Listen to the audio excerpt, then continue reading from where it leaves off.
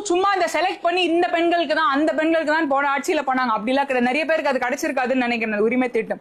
ஆனா இந்த முறை ரேஷன் அட்டை வைத்திருக்கிற ஒரு பெண்மணிக்குமே 2000 ரூபாய் மாதம் உங்களுக்கு கிடைக்கும்.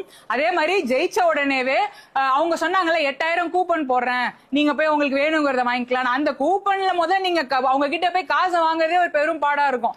அதுல பாதி பேர் கமிஷன் கேட்பாங்க, எங்களுக்கு நீங்க நாங்க வாங்கி தரோம் அதுல எங்களுக்கு பாதி கொடுங்கன்னு கேட்பாங்க. அப்படி எல்லாம் கிடையாது. இந்த முறை அதிமுக ஆட்சிக்கு வந்ததுன்னா ஆளுங்கட்சி ஆனாங்கன்னா 10,000 ரூபாய் ஒரு குடும்பத்துக்கு ஜெயிச்ச உடனேவே உங்களுக்கு தொகையாவே உங்களுக்கு தராங்க. அதுல நீங்க உங்களுக்கு என்ன வேணுமோ நீங்க அதை வாங்கிக்கலாம்.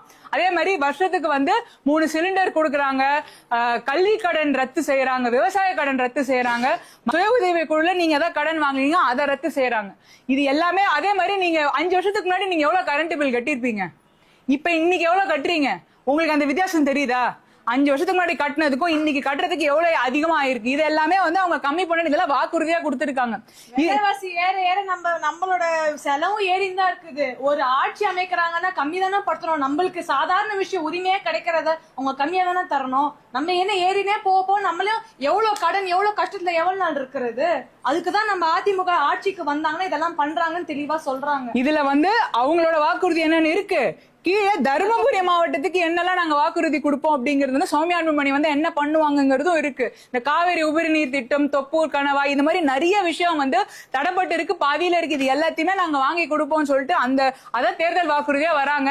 சோ இதெல்லாம் நான் உங்களுக்கு எல்லாமே கொடுக்கணும்க்கா, நீங்க பாருங்க, பாத்துட்டு நீங்க முடிவு பண்ணுங்க. நான் உங்ககிட்ட நீங்க இவங்களுக்கு தான் போடணும் இவங்களுக்கு தான் போடணும்னு சொல்ல, உங்க மனசாட்சிக்கு தெரியும்ல யாருக்கு போடணும், யாரு சிறந்த வேட்பாளர்னு உங்களுக்கு தெரியும்ல. நீங்க பாக்குறீங்கல்ல, டெய்லி நியூஸ் பாக்குறீங்க, என்ன பண்றாங்க, எப்படி இந்த ஆட்சி எப்படி நடக்குதுன்னு நீங்க பாக்குறீங்க.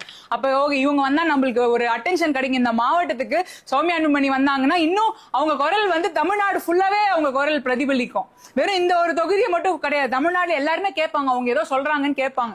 அதனால நீங்க அதை யோசிச்சு நீங்க இந்த முறை அவங்களுக்கு இந்த வாய்ப்பை விட்டுறாதீங்க. நம்ம பசங்களோட தலைமுறை, நம்ம அடுத்த தலைமுறையை நம்ம வளர்க்கணும். அவங்களுக்காக தான் நான் கேட்கிறேன்.